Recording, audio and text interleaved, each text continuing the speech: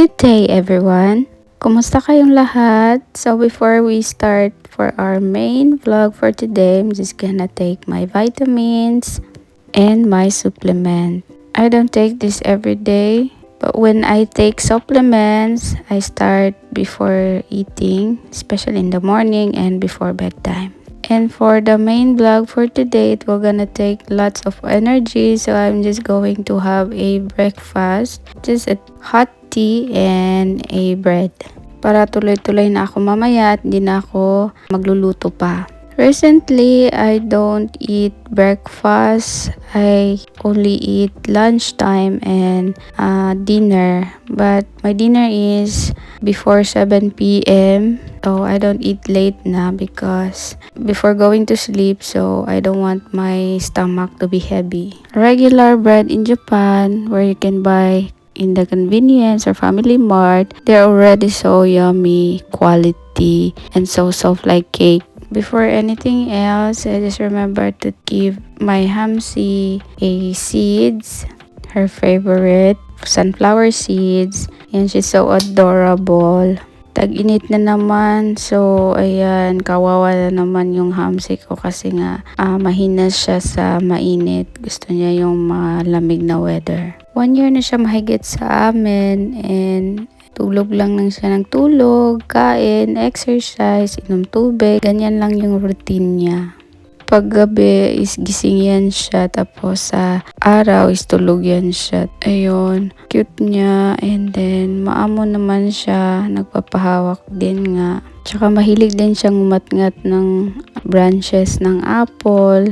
Siguro minsan makati yung ngipin niya, kaya yun, ginangat-ngat niya. Pati yung cage niya, ginangat-ngat niya din.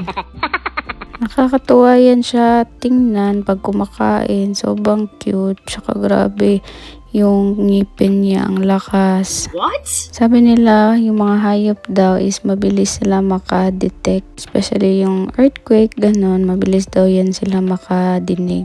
Enjoyin mo lang yung food mo, Hamsi. Later again. Kung itatanong nyo kung nakagat na ba ako nitong si Hamsi, yes, nakagat na ako, pati yung anak ko. Yung sa anak ko naman is nanggigil siya. Pero yung sa akin kasi is not intentionally, I think. Kasi kung alam nyo, malaki at matulis po sobra yung ngipin sa front ng hamsters po. Pag mga ganito maliit na hayop is wala pong rabies. Pero para makasigurado na lang po is magpa-check na lang po pag nakagat kayo. Yes. So this is it, pansit. This is the start of making my balikbayan box again. Nag-order na ako ng empty box, 2 na in-order ko. Tapos pag puno na yung isa at maipadala ko na sa Pilipinas is gagawan ko naman yung isa. Actually, madali lang naman siyang gawin. Yung crucial part lang na paggawa is yung paglalagay ng tape kasi paulit-ulit mo siyang gawin. Mula doon sa bottom at yung sa pag napuno na, i-close mo na siya. Yung madalas na in-order ko is king size siya. Tapos meron naman silang other options like queen size, meron din sila. Tapos yung ibang sizes meron din sila. Wow! Yung lagi ko ino-orderan, tsaka mula noon hanggang ngayon is may trust ka na talaga kasi walang box na hindi dumating. Thank you. Yun, yung LBC kung saan ako umu-order ng mga boxes. So, kailangan talaga pulido yung pagtitape para hindi siya ma-open. Tsaka meron din mga bawal sa paglalagay ng mga pagkain sa loob ng box or paggawa ng box. Make sure na hindi nakaumbok or lumagpas doon sa size na ni-required.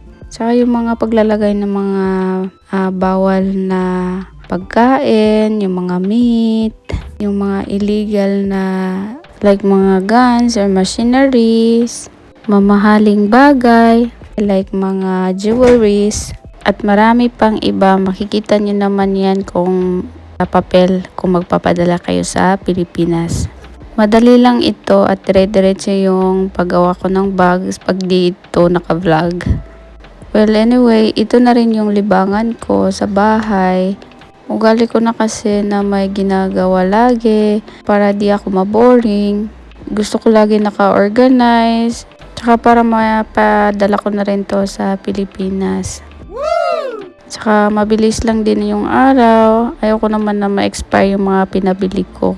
Kasi yung mga pinamili ko at ilalagay ko sa box is hindi isang bagsakan, kundi inipon ko yun. Tapos kinip ko yun muna, and then tsaka ayun, kapag marami na, tsaka ko gumagawa ng box at binubuo ito.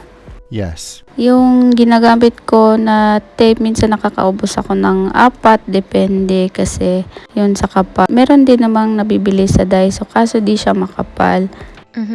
Gusto ko talaga yung makapal ang pagmumukha. Hindi yung tape. Pag nandito yung anak ko, minsan tinutulungan niya ako sa paglagay ng mga chocolate sa loob. Pero ngayon, everyday na siya may school kasi elementary na siya. Tapos pagkatapos ko nito, mamaya pag uwian nila, isusunduin ko na naman siya. Magugulat na lang yan siya is nakabuo na yung box. Tapos malapit na mapuno. Minsan gusto pa niyang kunin yung nakalagay sa box. Nakakatuwa lang. Lalo na kapag nakita niya favorite niya yung nalagay.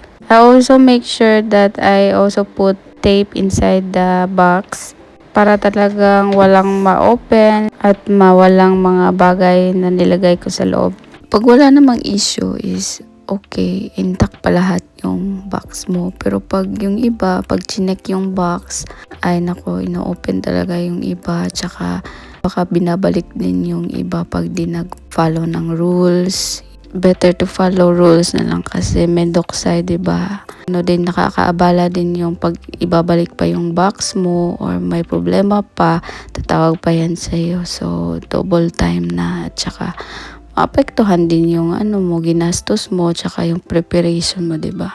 Makakadagdag pa yan ng problema sa'yo. Papasalamat na lang talaga ako so far. Wala namang naging aberya. At maganda din yung napili kong pag-orderan ng box. Unlike dun sa iba na makikita mo sa news, grabe talaga yung experience din nila. Nakakasad nga rin panoorin. Yung iba naman is hindi na talaga na ibabalik yung box nila. After kong matape yung bottom ng box is nilalagyan ko muna ng address at pangalan kung saan ko inihulog at sino makakatanggap yun. Kasi ang hirap maglagay na ng name pag nilagyan mo na ng mga gamit sa loob kasi mabigat na siya. So, dapat una pa lang lalagyan mo siya ng pangalan. So, ito yung boxes nila. Ayan, depende sa box tsaka sa destination na papadalhan. Tsaka, yun, nakadepende yung babayaran mo din.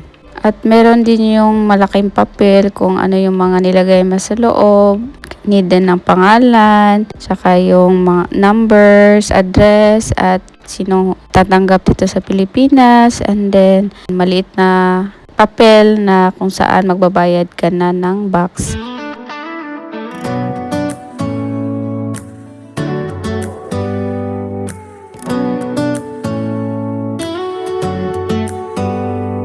Do you hear that? My sanity about to break while everyone I know's out. On a trip, on a boat, on a lake. I'm tired of feeling all FOMO, babe. I don't even care if we stay home. Put our to-do list on ice. Crank the AC to 79 and make a little island right here. And there ain't a palm tree in sight, but there's not a cloud in your blue eyes. If we need a drink, I'll be the bartender. I got a fifth of Patron and a blender. Baby, slipping on a swimsuit is overrated. We don't need a beach to get a half naked. Life's too short, let's not waste it. Cause paradise is wherever we make it. Paradise is wherever we make it.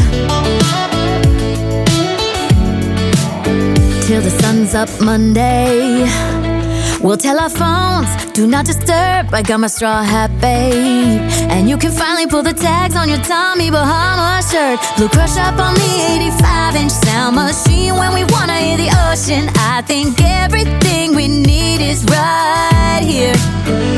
And there ain't a palm tree in sight, but there's not a cloud in your blue eyes. If we need a drink, I'll be the bartender. I got a fifth of Patron and a blender. Baby, slipping on a swimsuit is overrated. We a beach to get a half naked. Life's too short, let's not waste it, 'cause paradise is wherever we make it. Paradise is wherever we make it. Oh, this view of you, it's got everything I need. Yeah, the rooms, they're cheap, and if we don't wanna, we don't ever, ever, ever have to leave. Yeah, there might not be a palm tree inside, but there's not a cloud in your blue eyes. If we need a drink, I'll be the bartender. I got a fifth of Patron and a blender. Baby, slipping on a swimsuit is overrated. We don't need a beach to get a half naked. Life's too short, let's not waste it, 'cause paradise is wherever we make it. Oh, nice. Paradise is wherever we make it. AC to 79. Paradise is wherever we make it.